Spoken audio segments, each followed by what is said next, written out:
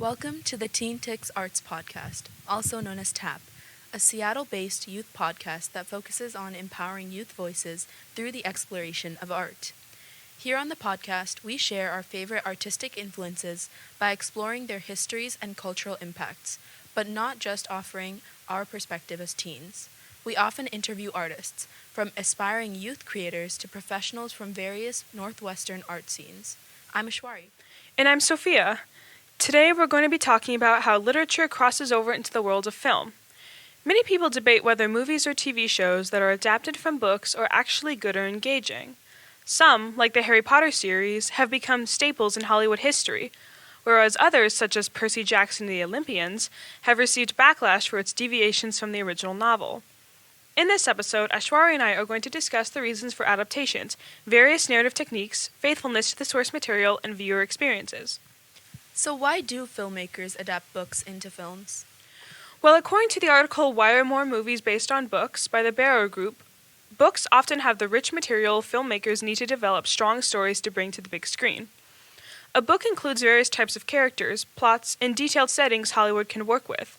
So this is great for the entertainment industry. It means that books provide a greater creative pool full of ideas and perhaps inspiration for future projects.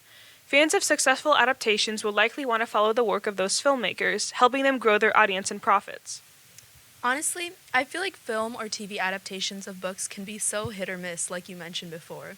It's probably so difficult to capture all the fans' favorite moments in such a limited amount of screen time, and to stay faithful to every idea throughout. What is your favorite adaptation?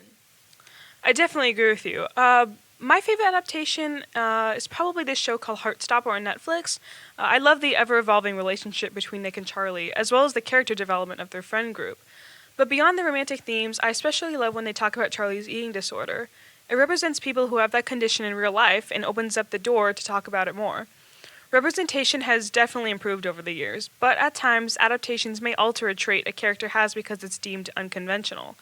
For instance, a writer for the site Dear Y'all talked about how in the movie Holes, production scrapped the fact that the main character Stanley Yelnats was overweight in the book. Instead, they cast a thinner actor. It's unfair that Hollywood operates this way, erasing groups of people that face prejudice in the world and instead further alienate them from society. Yeah, I agree. I've definitely seen some instances of this, but I really think that I've seen some also great instances of where this is beginning to change in recent media, like the casting of a black actress to play Annabeth in the new Percy Jackson show. Oh, wait, have you read the books before? Yeah, I have. They were my favorite as a kid. Oh, really? It's like a fantasy series, isn't it? Yeah. Isn't it? That's so cool. But yeah, it's not just marginalized groups that filmmakers erase. Some erase the traits of core characters in movies and TV shows. For example, in the movie Harry Potter and the Goblet of Fire, Dumbledore aggressively asks Harry if he put his name into the Goblet of Fire. By making this choice, the film took away a dimension from his character that is otherwise composed, wise, and acts as a protector to Harry. Being aggressive towards a vulnerable person isn't protective at all, making Dumbledore seem like someone Harry could not turn to in a time of need. Altering scenes in adaptations is common in most films, but when it impacts the traits of influential characters, it chips away at the spirit of the story. Oh my gosh, I never thought about it that way. That definitely makes sense, and it adds to the idea that character nuances are kind of woven into the novel. They can be really altered in the movies for the sake of entertainment. Yeah, it really sucks because sometimes it feels like it strips away from the spirit of the story because characters are the heart of a story, you know? Yeah, definitely.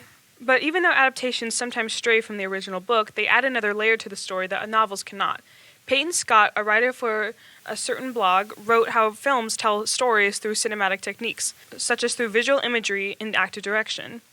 Filmmakers tell stories through moving images and enticing scenery. On the other hand, novels provide an intimate viewpoint on what a character is thinking or feeling, along with how they impact the overall storyline. We learn things about the characters that movies can't always show. Yeah, this is a great point as well. One thing that I personally love about adaptations is that you get to see the world that you built in your mind on screen.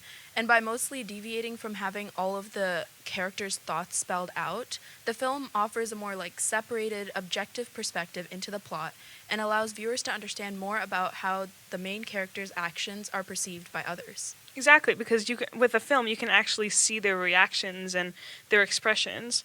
But literature uses techniques such as writing from various point of views, the use of rhetorical devices, metaphors, and flashbacks to show a specific scene or indirectly provide information about a character.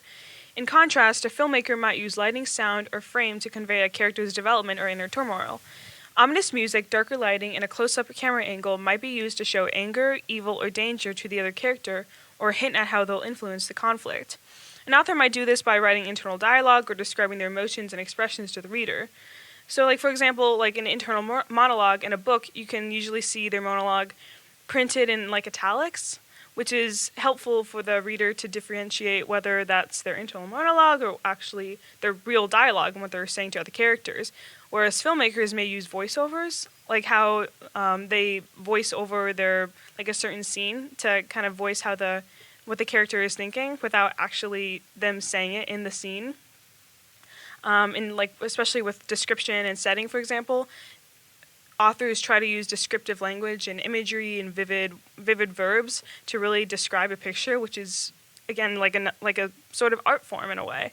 Well, it is an art form, but it's a different kind of storytelling, which films, for example, they have to have a really detailed setting to really put the story in place.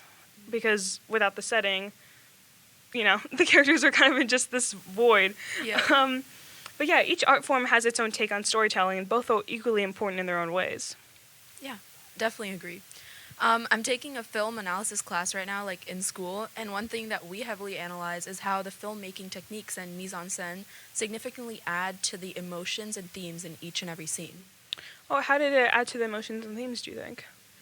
One thing that I really like to think about is how, like, color grading and the prominent colors that are present in the scene, like, add to the emotion. So, like, red could represent heightened passion, and it doesn't even have to be, like, a bright red box or something. It can just be, like, subtle, like, red overlays or, like, red curtains or something. So I really like thinking about that. Yeah, that is really interesting. What are your favorite film adaptations, Ashwari? I think that my heart will always belong to Harry Potter because it was, like, my first adaptation, and it was the first series that got me into reading. So I would, like, read the first book, then watch the first movie, then read the second book and watch the second movie, and so on. So I felt like this kind of style of reading and watching periodically kind of gave me the opportunity to really absorb the best of both worlds, because by reading the books first, I got an idea of the original events and details, while also being allowed to, like, build an idea of the universe in my mind, like I mentioned before. And by watching the corresponding movies after each book, made sure that the original details that I was reading were, like, fresh in my mind, and I got to do a little compare and contrast activity in my head every time. And I feel like the Harry Potter movies are so magical to watch because they stick to the original details pretty faithfully, so it's really, satisfying to watch. Yeah, again, it's just a staple Hollywood classic that pretty much everyone has seen the Harry Potter movies sometime in their life. Mine are, as I've mentioned, Heartstopper, and also the Marvel films, like the Thor movies, and I know this may seem kind of random, but Charlie and the Chocolate Factory. I especially like how Tim Burton adapted it and showcased the darker tones. I mean, Wonka punishing children the way he did, like, I think, what did he do? He, like, took juice out of someone's head, or had to juice the girl. I mean, like, that was brutal. But its ominous tone was brought out better in the movie because the audience could actually see what was happening, and they didn't have to actually imagine the factory. But in your opinion, what makes a good adaptation? Good question. In my opinion, a good movie adaptation is one that is able to translate the emotions of the novel onto the screen through film elements.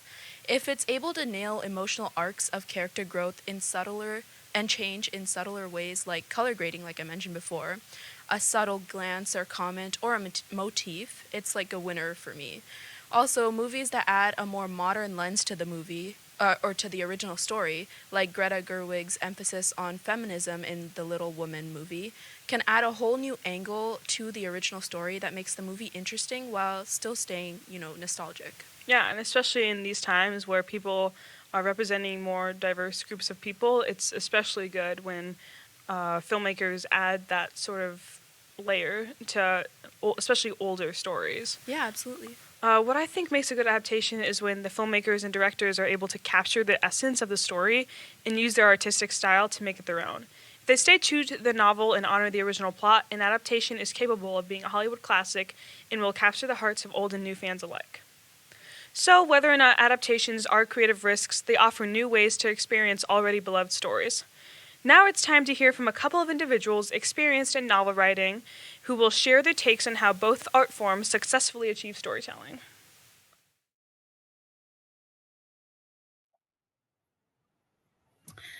Can you introduce yourself? Yes, my name is Wyatt Madison, and I am an up-and-coming indie author who has a book coming out later this year. Nice. So, Wyatt, why do you write?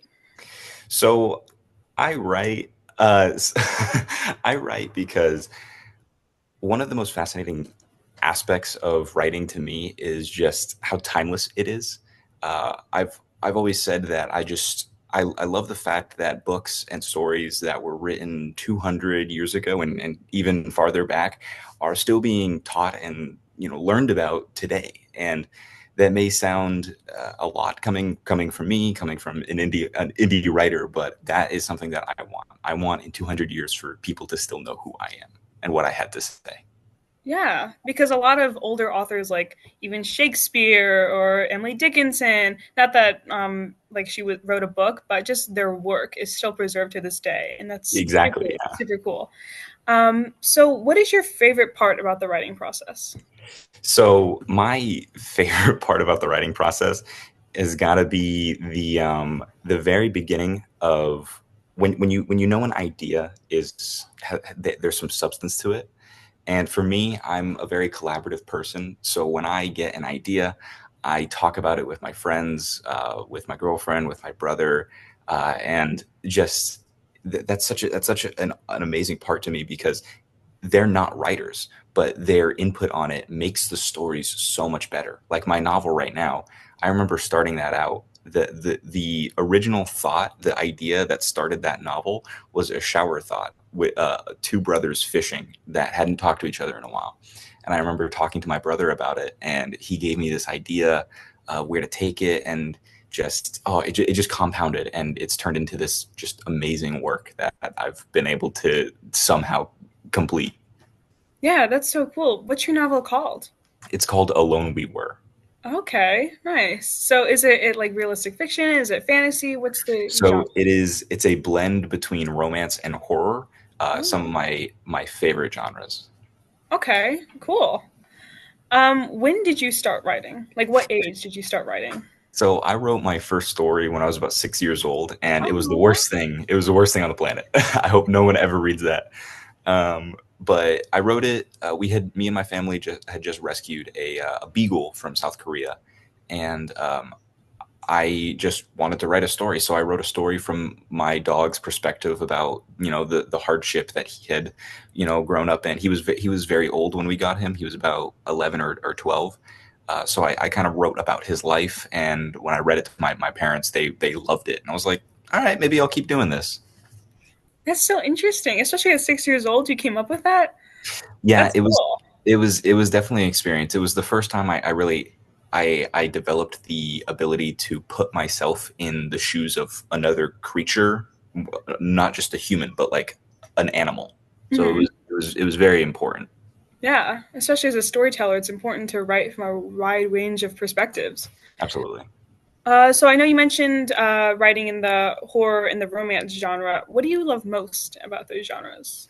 So I'm a big fan of Stephen King, and one of the first books that really got me into like solidifying the fact that I wanted to be an author and I wanted to tell stories for a living. One of the first books that I read was It by Stephen King, that 1,000-page behemoth. I read that as a 7th grader, and I just absolutely loved it was so dark, and it was just I just loved the storytelling and the way he was able to convey such emotion in his words. And I've always been a sucker for romance. I love musicals. I love rom-coms. So I was like, when first beginning this novel, I thought, what if I just combined the two and told a realistic story about a relationship, but infused it with aspects of horror and see what can happen to a relationship when they're dealing with a supernatural sort of villain entity, something like that. Having another imposing force on a relationship, Right. especially like a horror force. Mhm. Yeah, that's super interesting. What piece of work are you most proud of? So I don't want to count my novel because it's not out yet. So one of the pieces that I'm most proud of is a short story that I released not too long ago called Dandelions, and it's up on my website. It's like $2, and it's a story about a dystopian society where they've kind of eradicated the idea of emotions, names, personality. It doesn't exist anymore. They're just known as the people, as a collective body. And it's sort of a commentary on like where we are politically as a society right now. It's supposed to be humorous, but kind of you're reading it and you're just, oh, I really hope that never happens. It's one of like my babies. I absolutely loved writing it, and yeah, it's up on my website right now. That's awesome. What's the name of your website for our viewers? wjmadison.com. Awesome. Cool.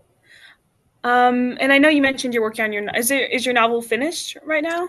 Yes, so I'm in the formatting processes right now. So I'm doing the formatting myself. So I'm going through every single chapter, making sure everything looks right on the page.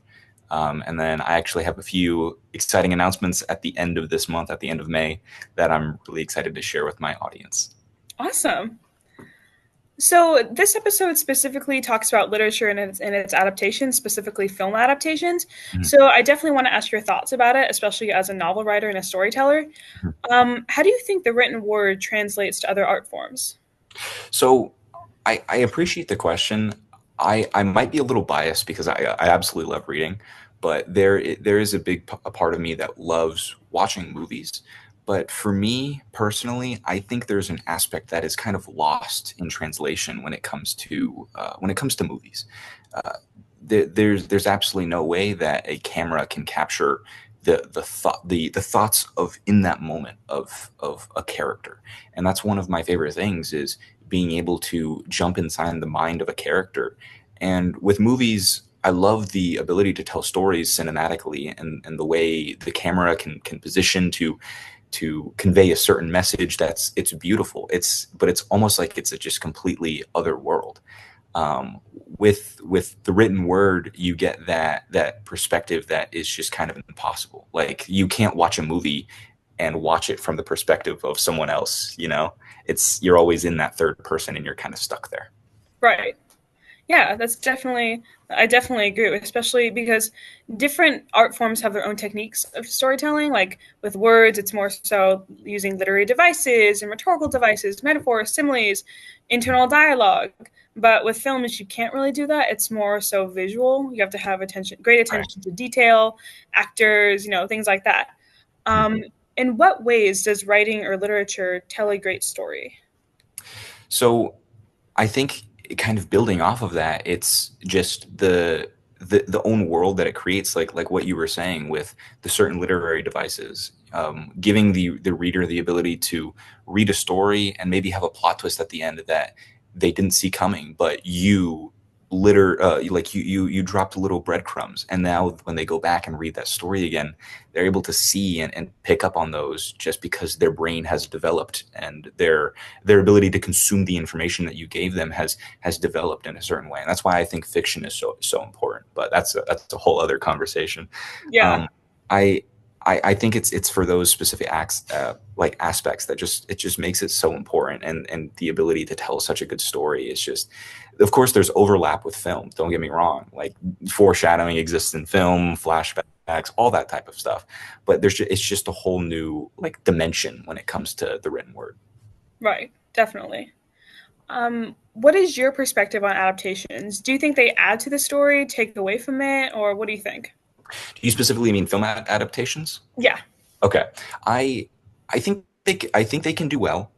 I just think you need to have someone who really, really cares. And one of the a great example of that is the Percy Jackson books, the original movies that came out with Alexandra Daddario. They weren't the greatest movies because they bled away from what Rick Riordan wanted.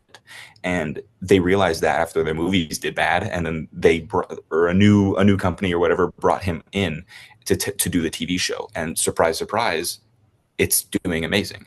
And I think it's coming back for a third or second season now. I don't know. But it's doing amazing. So I think adaptations can definitely add, but there is that blockade when you have someone who's just in it for the money and someone who wants to tell a good story. Right. And sort of like another aspect of this is like the Star Wars series. They weren't originally novels, but with George Lucas, he had those first 6 movies he had written. The originals in like the 80s, and then the prequels in the early 2000s. But then when Disney picked up Star Wars, they moved away from his vision, which was a family soap opera and that story. And surprise, surprise, the sequels did not do that good. Right. So. Yeah. What is your personal favorite adaptation? I'm curious. Personal favorite adaptation. Oh my goodness. I'm gonna cheat a little bit, and I'm gonna say Revenge of the Sith because it was a book before the movie came out. Okay. I'm gonna cheat a little bit because there's just so many going through my head right now. I can't think of one. Yeah, you're good. Yeah. My last question for you is: what is one piece of advice you would want to give to young artists, or specifically young writers, that are trying to find their way? Right. I think 2 things. I think if you're very serious about it, you need to realize that, and you need to go all in. And that may not work for everyone, but for me specifically, when I tell people I want to be an author, one of the most common responses I get is, "Oh, well, what's your plan B?" And again, it may seem arrogant for me, but there is no plan B. This is what I'm doing. It's what I've loved since I was 6 years old. I've built an audience around it, and hopefully my audience continues to grow.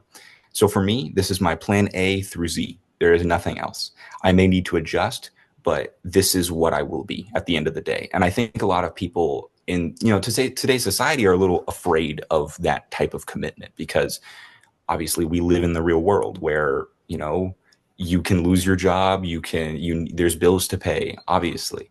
But in order to achieve this like notion of being an artist, being a true artist, you have to be willing to commit and sacrifice a lot.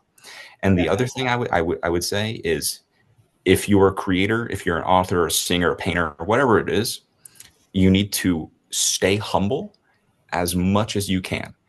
Stay humble, never forget the support you got. And if you never received support, once you do receive support, you always take it with grace.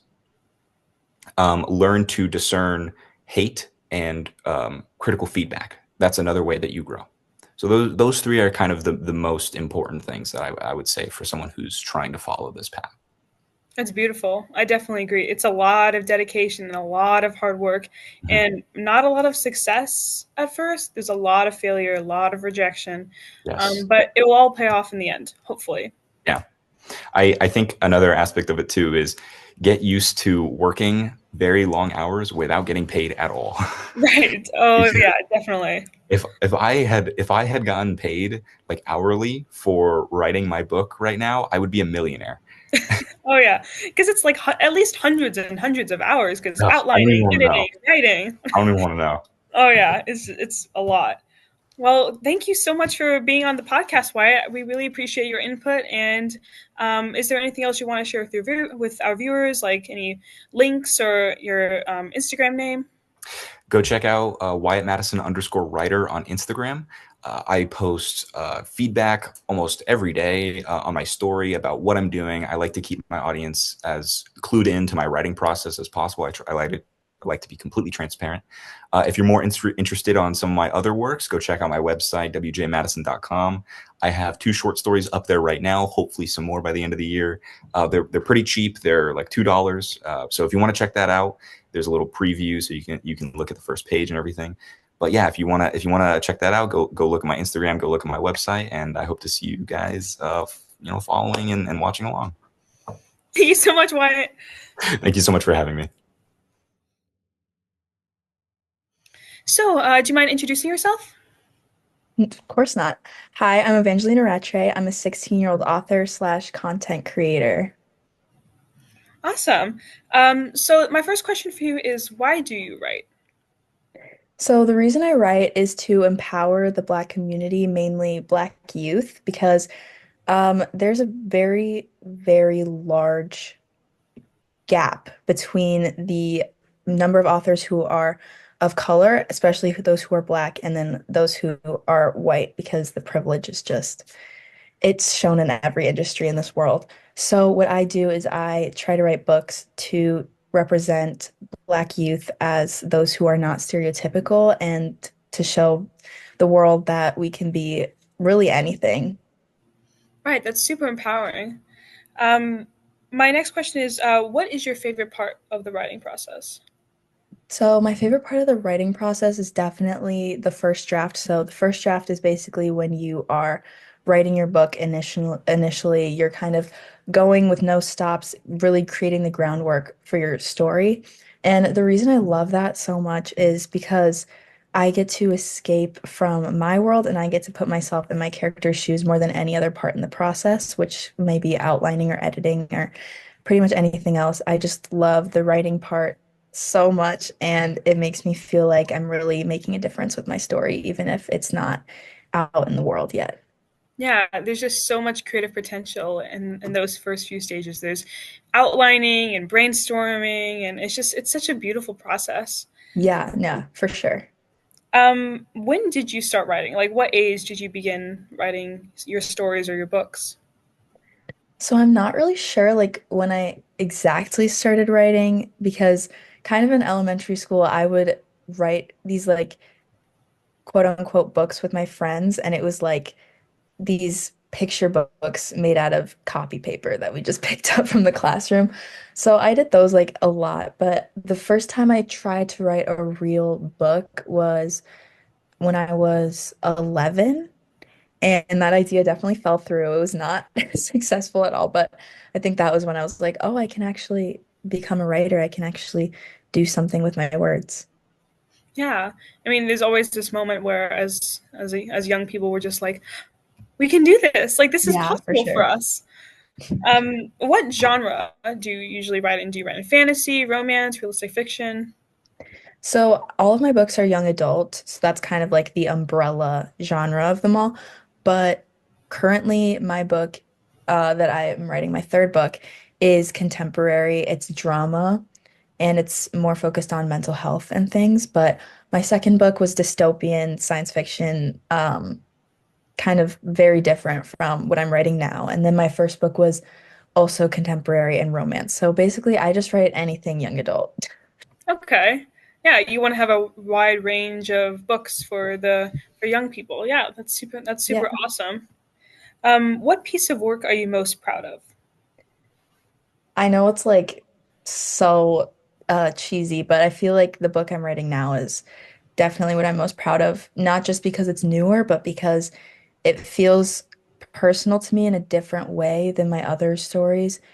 And it has challenged me the most, and I've had to persevere the most with it. It's taking me the longest to write. I feel like the characters are people that are super complex that I necessarily wouldn't like in real life. So I feel like being able to put myself in their shoes and be able to change my mindset to think like them and talk like them is a really hard thing for me to do. And I'm proud of myself for that. Right. Do you ever feel writer's burnout? Sometimes I'm like writing a scene and I'm just like, this sucks. But usually my way of overcoming that so where it doesn't get too bad is I just force myself to write, even if it's bad, because the only way out is through. So the longest I think I've ever gotten burnout was like 2 weeks, which is not very long at all because I just it's kind of a lot of discipline that it takes to get through those rough patches. And I think a lot of it is in the mindset where you just have to think of it as something that you're not only doing for yourself, but for other people. So what I do, my goal, is really something that helps me get through and prevents me from getting stuck in those hard places.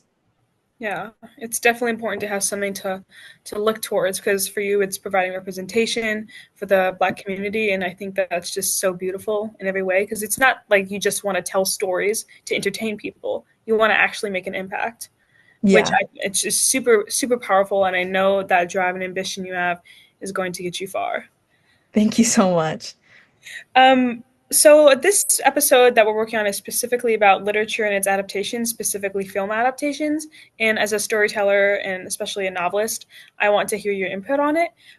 So how do you think the written word translates to other art forms, such as film and TV?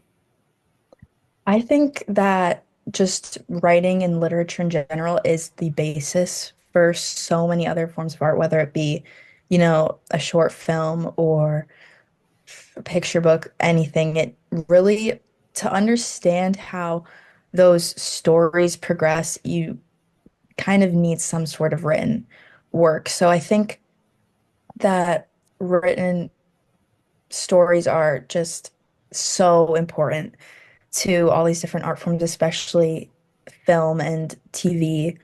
It's just, I think, the most important thing, probably. I think writers in those spaces are definitely kind of hidden away and like you don't really think about them that much. It's always the director or the actor or the producer. But I think the writers are really people who lay the grounds for a lot of the things that happen in those different forms. Yeah, that's really where the magic begins to come out is through the written word. In what ways does writing or literature tell a great story?